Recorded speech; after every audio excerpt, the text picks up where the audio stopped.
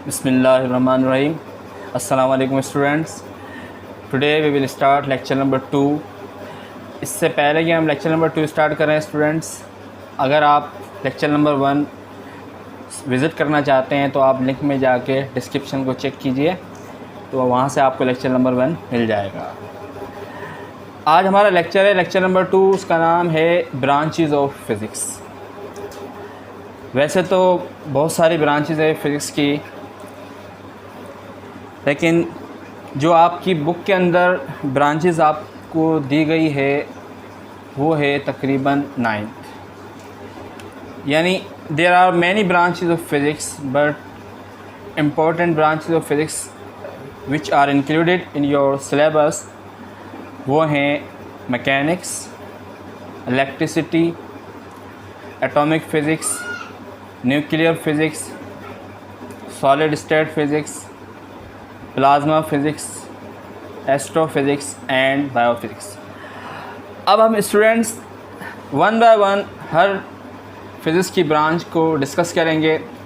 तो हमने सबसे पहली ब्रांच जो फ़िज़िक्स की देखी है डैट इज़ मैकेनिक्स। मैकेनिक्स क्या होती है बेटा? The branch of physics which deals with the study of motion of objects, it's causes and effects is called mechanics. यानी मैकेनिक्स का जब भी आपके जहन में ज़िक्र आएगा तो उसका मतलब है मोशन। यानी मोशन क्या होती है? मोशन से मुराद है बेटा, if a body changes its position with respect to its surrounding is called motion. यानी अगर कोई बॉडी सराउंडिंग के लिहाज से अपनी पोजीशन को, जगह को चेंज कर रही है तो उसको हम क्या कहेंगे बेटा? मोशन कहेंगे। अब मोशन आप सबको मालूम है बेटा बहुत सारी किस्म की होती है, लेकिन जो आपके सिलेबस में आपके पास है टाइप्स ऑफ मोशन, वो आपके पास एक होती है लीनियर मोशन। लीनियर का मकसद होता है बेटा स्ट्रेट मोशन, यानी लाइन में जो मोशन होती है बिल्कुल सीधी स्ट्रेट मोशन जो होती है उसको हम क्या कहते हैं? Linear motion. एक होती है वाइब्रेटरी मोशन, ठीक है बेटा, और एक होती है रोटेटरी मोशन। वाइब्रेटरी मोशन में क्या होता है बेटा कि आपके पास जैसे टू एंड फ्रो मोशन हो गई, ठीक है बेटा। जैसे मिसाल के तौर पर आपके झूले की जो मोशन होती है वो वाइब्रेटरी मोशन में काउंट होगी। इसी तरह बेटा आपके पास एक होती है रोटेटरी मोशन। रोटेटरी मोशन का मतलब क्या है कि एक ही पॉइंट के गिर्द जो मोशन होती है उसे हम क्या कहते हैं? Rotatory motion. अब रोटेटरी मोशन जैसे आपके पास आपके फ़ैन की जो मोशन होती है उसको हम क्या कहते हैं बेटा? Rotatory motion. अब मोशन की वजह से जो काजेज़ होते हैं, यानी मोशन का जो काज है वो क्या है? जो सबसे मेन काज है मोशन का डैट इज़ फोर्स, ठीक है बेटा। यानी फ़ोर्स की वजह से मोशन किसी भी बॉडी में क्रिएट होती है। उसके बाद है इफ़ेक्ट्स ऑफ इफ़ेक्ट्स क्या होते हैं मोशन के? अब जैसे मिसाल के तौर पे अगर कोई बॉडी मूव कर रही है बेटा तो मूव करते करते वो रुक जाती है। अब रुकती क्यों है? क्योंकि उसके अंदर एनर्जी ख़त्म हो जाती है। तो इसका जो इफ़ेक्ट होगा वो क्या होगा? Loss of energy. अब हमारे पास सेकंड ब्रांच ऑफ फ़िज़िक्स है वो है इलेक्ट्रिसिटी। इलेक्ट्रिसिटी क्या होती है? It is a branch of physics which is concern with the phenomena and effects related to electric charges. यानी इलेक्ट्रिक चार्जेस का जो बिहेवियर होता है उसको हम स्टडी करेंगे। अब चार्जेस आपको मालूम है बेटा पॉजिटिव भी होते हैं और नेगेटिव भी होते हैं, ठीक है बेटा। तो इस तरह के चार्जेस के बारे में स्टडी करने को हम क्या कहते हैं बेटा? इलेक्ट्रिसिटी, ठीक। उसके बाद थर्ड ब्रांच ऑफ फिज़िक्स है डैट इज़ इलेक्ट्रोमैग्नेटिज्म। वो इलेक्ट्रोमैग्नेटिज्म क्या होता है? It is a branch of physics which deals with the observations, principles, laws and methods related to electricity and magnetism. तो मिसाल के तौर पे बेटा आपको इलेक्ट्रोमैग्नेटिज्म की मिसाल इस तरह से दी जा सकती है, जैसे आपके पास कार ब्रेक्स और क्लचेस होते हैं, इलेक्ट्रिक मोटर्स होती हैं जिसमें बैक वक्त दोनों फंक्शन हो रहे होते हैं, इलेक्ट्रिसिटी और मैग्नेट का फंक्शन भी हो रहा होता है। इलेक्ट्रिक जनरेटर है उसमें भी यही फंक्शन इस्तेमाल होता है। जैसे वॉशिंग मशीन होती है, इसी तरह टेलीविज़न रिसीवर होते हैं। वॉशिंग मशीन में इस तरह से आप समझे आपके घरों में सबके मौजूद होती है बेटा वॉशिंग मशीन। तो आप इस तरह समझ सकते हैं कि आप अपनी वॉशिंग मशीन को ऑन करने के लिए इलेक्ट्रिसिटी देते हैं और वॉशिंग मशीन के अंदर एक मैग्नेटिज़म का फिनोमिना होता है, फंक्शन होता है जो मूव करती है, ठीक है बेटा। यानी उसमें मैग्नेटिज़म भी है और इलेक्ट्रिसिटी भी है। तो इस तरह के बिहेवियर को हम क्या कहते हैं बेटा? इलेक्ट्रोमैग्नेटिज़म। इसी तरह आपकी चौथी जो ब्रांच है फिज़िक्स की वो है एटॉमिक फ़िज़िक्स। एटॉमिक फ़िज़िक्स क्या होती है बेटा? The branch of physics which deals with the structure and properties of atoms.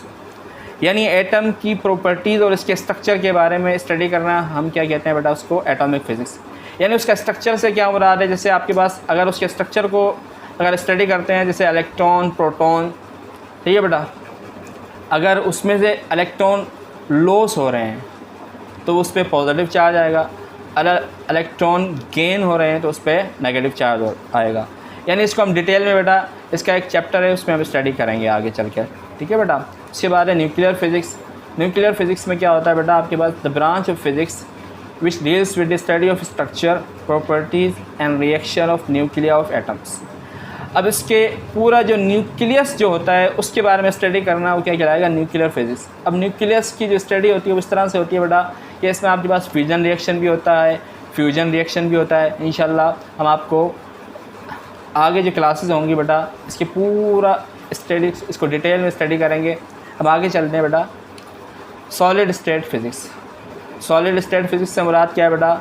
The branch of physics which deals with the structure and properties of solid materials. अब आपके पास solid materials किसी भी shape में हो सकते हैं बेटा। जैसे आपके अभी स्लाइड के अंदर ये शेप्स दिखाई गई है, कोई क्यूबिकल शेप है, ठीक है बेटा। तो ये तमाम के तमाम जो शेप्स होती हैं इनकी प्रॉपर्टीज़ और स्ट्रक्चर के बारे में पढ़ना, ये क्या कहलाता है बेटा? Solid state physics. उसके बाद है प्लाज्मा फ़िज़िक्स। प्लाज्मा फ़िज़िक्स बेटा आपके लिए हो सकता है बिल्कुल नई फ़िज़िक्स हो। प्लाज्मा क्या है? The branch of physics which is concern with the matter in its plasma phase. अब आपके जहन में एक क्वेश्चन रेज होगा बेटा कि व्हाट इज़ प्लाज्मा? प्लाज्मा क्या है? It is nothing just it is a fourth state of matter which consist of highly ionised atoms where nuclei without electrons and electrons. यानी इससे मुराद, इसको आप इस तरह से समझे बेटा कि जैसे आपके पास एक सॉलिड होता है, सॉलिड से लिक्विड में कन्वर्जन होती है, लिक्विड से गैस में कन्वर्ट हो रही है। अगर इसको और ज़्यादा हीट दें तो वो जो गैसियस जो फॉर्म है वो हाईली आयोनाइज्ड हो जाएगी। तो वो जो फॉर्म होगी बेटा उसको हम फोर्थ स्टेट ऑफ मैटर यानी प्लाज्मा का नाम देंगे, ठीक है बेटा। उसके बाद हमारे पास है एस्ट्रोफिज़िक्स। एस्ट्रोफिज़िक्स से मुराद ये है बेटा the branch of physics which deals with the study of astronomical bodies, heavenly bodies. Heavenly bodies कौन सी होती है बेटा? मिसाल के तौर पे आपके पास जो सन है, स्टार्स हैं, मून है, इसको आप हेवनली बॉडीज़ भी कह सकते हैं और एस्ट्रोनॉमिकल बॉडीज़ भी कहते हैं। इसको हम स्टडी करने को क्या कहते हैं बेटा? एस्ट्रोफिज़िक्स। उसके बाद आपके पास लास्ट जो फिज़िक्स है बेटा दैट इज़ बायोफिज़िक्स। बायोफिज़िक्स जो है बेटा वो it is a branch of physics which deals with the study of biological system in the light of theories of physics. यानी जो स्टूडेंट्स ये बोलते हैं कि हमें आगे चलकर फ़िज़िक्स नहीं पढ़नी, मैथ नहीं पढ़ना, तो उनके लिए ये अलार्मिंग सिचुएशन है कि बेटा उनको बायो फिज़िक्स पढ़ने, यानी उनकी मैथ से कभी जान नहीं छूटेगी, उनकी फ़िज़िक्स से कभी जान नहीं छूटेगी। क्योंकि जो डॉक्टर्स बनना चाहते हैं उनको भी एक्सरे मशीन्स की स्टडी करनी पड़ेगी, MRI सिस्टम को समझना पड़ेगा, CT स्कैन, अल्ट्रासाउंड, ये जो बेसिक जो आपके पास टेस्ट होते हैं, ये जो मेडिकल टेस्ट होते हैं बेटा, ये सब के सब बायोफिज़िक्स से रिलेटेड है। यानी जितनी भी मशीन्स है, एक्सरे मशीन्स है, MRI मशीन्स है, CT स्कैन है, अल्ट्रासाउंड मशीन्स है, ये बेटा सब के सब फिज़िक्स के फिनोमिना पर बेस करती हैं, ठीक है बेटा। तो this is enough for today's lecture. अब अगर आप लेक्चर नंबर 1 विज़िट करना चाहते हैं, अगर आपको ये वीडियो पसंद आई है तो लाइक करें, और अगर नए हैं तो चैनल को सब्सक्राइब करें। लेक्चर नंबर 1 का लिंक डिस्क्रिप्शन से हासिल करें और हमारी अगली वीडियो का इंतज़ार करें। शुक्रिया। इंशाल्लाह नेक्स्ट लेक्चर जो आपका होगा बेटा we will study that is Muslim scientist. Thank you very much. बंद हो गई।